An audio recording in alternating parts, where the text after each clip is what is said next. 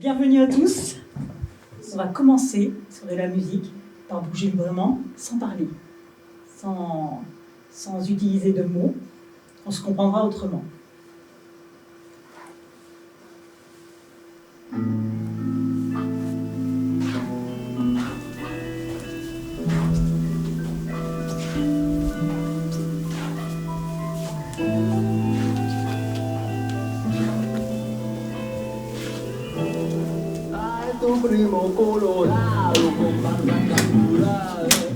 La musique a toujours fait partie de ma vie et je me suis rendu compte que la musicothérapie permettait d'aider les gens.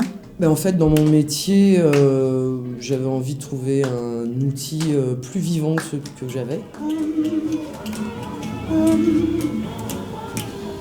Dans le quotidien avec les patients, souvent je chante un peu ou je fais un peu de rythme et tout de suite ça les emmène et ça les met en vie.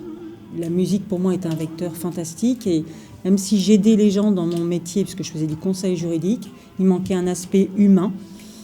Et pour moi, ça n'allait pas assez loin. C'était une forme d'aide qui ne me convenait pas. Je me suis rendu compte que le pouvoir de la musique en général était incroyable et donc je fais maintenant les deux métiers, musicien et musicothérapeute. Et le résultat est souvent le même, ça fait du bien. C'est dans mes études d'infirmière, j'étais encore étudiante et j'ai rencontré un petit garçon qui avait des troubles autistiques qui ne parlait pas. Et en fredonnant une chanson, c'est là où on a pu communiquer ensemble et je me suis rendu compte du grand pouvoir de la musique et du chant.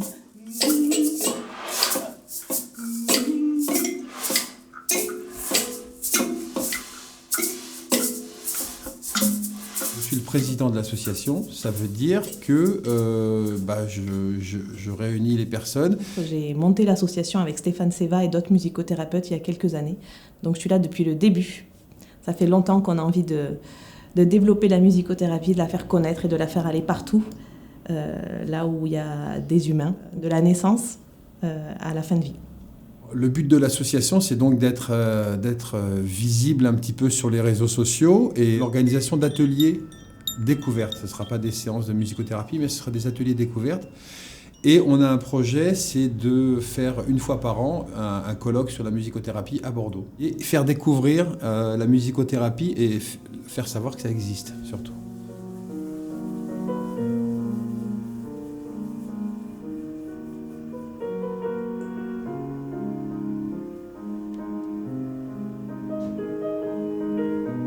On se rend compte que la fonction de la musique, c'est pas simplement le divertissement, mais ça a été aussi pensé et imaginé pour le côté thérapeutique.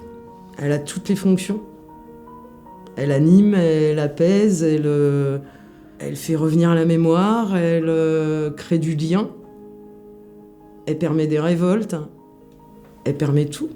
Et se servir de ça pour leur ouvrir les canaux de communication, alors ça c'est un langage purement de musicothérapeute, avec des publics qui ont du mal à être en lien avec eux-mêmes, avec les autres.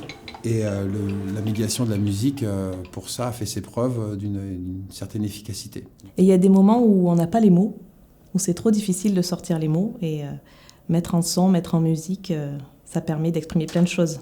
La musicothérapie n'est pas de la musique. C'est pas un objectif de faire quelque chose de beau, de mélodieux, un rythme carré ou précis.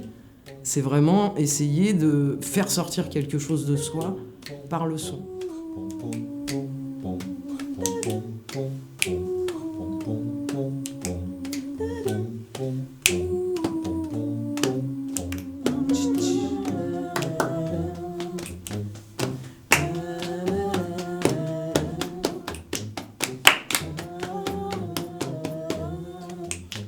Sur le phanophone, il y a la tablette numérique et on peut donc avoir le son électronique mélangé avec les vieux instruments. Et tout ça autour de la table. L'idée étant de se mettre à table pour faire de la musique, ou en tout cas pour être en communication avec les autres.